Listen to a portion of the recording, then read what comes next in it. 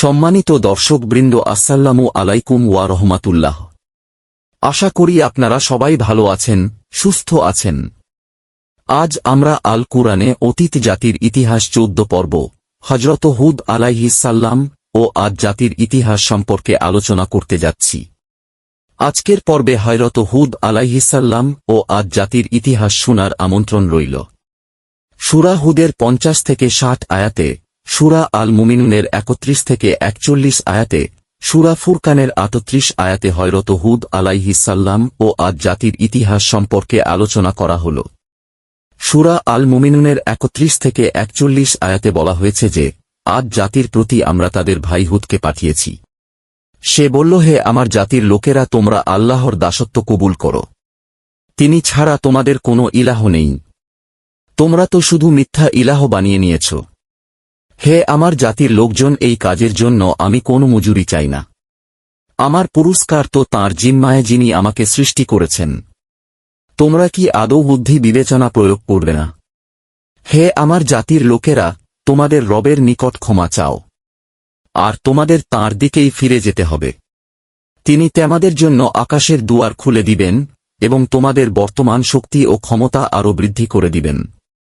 অপরাধী লোকদের মতো বন্দেগী হতে মুখ ফিরিয়ে নিও না। তারা জবাব দিল, হে হুদ, তুমি আমাদের নিকট কোনো সুস্পষ্ট সাক্ষ্য নিয়ে আসো নাই। তোমার বলার জন্য আমরা আমাদের উপাস্যদের ত্যাগ করতে পারি না। আর আসলে তোমার প্রতি আমরা ঈমানদার হবার নই। আমরা তো মনে করি যে তোমার উপর আমাদের উপাস্যদের মধ্যে কারো প্রভাব পড়েছে। হুদ বলল, আমি আল্লাহর সাক্ষ্য পেশ করছি, আর তোমরাও সাক্ষী থাক। তোমরা এক আল্লাহ ছাড়া অন্যান্যদেরকে আল্লাহর শরীক বানিয়ে নিয়েছ। এজন্য আমি তোমাদের প্রতি অসন্তুষ্ট। তোমরা সকলে মিলে আমার বিরুদ্ধে যা করণীয় করো, তাতে কোনরূপ কমতি রেখো না, আর আমাকে এতটুকু অবকাশ দিও না। আমার ভরসা তো আল্লাহর উপর, যিনি আমারও রব এবং তোমাদেরও রব। এমন কোনো জীবন নেই যার মস্তক তাঁর মুষ্টিতে বন্দী নয়।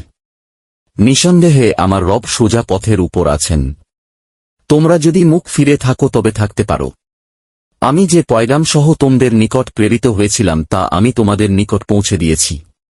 এখন আমার রব তোমাদের স্থলে অপর লোকদিককে উঠাবেন, আর তোমরা তাঁর কোনই ক্ষতি করতে পারবে না। আমার রব নিশ্চিতই সবকিছুরই নিয়ন্ত্রণকারী। পরে যখন আমাদের ফরমান এসে পৌঁছিল, তখন আমরা আমাদের রহমতের সাহায্যে হুদকে এবং তার সাথে যারা ঈমান এনেছিল তাদেরকে নাজাত দান করলাম এবং এক কঠিন আযাব হতে তাদের বাঁচালাম। এই আদ জাতি তাদের রবের আয়াতকে তারা অমান্য করল। তারা নবী-রাসূলদের কথাও মানল না, আর সত্য দিনের প্রত্যেক প্রবল পরাক্রান্ত দুশমনকে তারা অনুসরণ করল। শেষ পর্যন্ত এই দুনিয়ায় তাদের উপর অভিশাপ নিপতিত হল, আর কিয়ামতের দিনেও অভিশাপ অব্যাহত থাকবে। আদ তাদের রবকে অমান্য অস্বীকার করল। দূরে নিক্ষেপ করা হল আদ জাতির লোকাদিককে। সূরা আল মুমিনুনের 31 থেকে 41 আয়াতে বলা হয়েছে যে, নূহ জাতির পর আমরা অপর এক জাতি গড়ে তুললাম। পরে তাদের প্রতি স্বয়ং তাদের জাতির মধ্যে হতেই একজন রসূল পাঠালাম। সে বলল, আল্লাহর বন্দেগী কর। তোমাদের জন্য তিনি ছাড়া অন্য কেউ মাবুদ নাই। তোমরা কি ভয় করো না? তার জাতির সর্দারগণ মেনে নিতে অস্বীকার করল। পরকালে উপস্থিত হওয়ার কথা মিথ্যে মনে করল।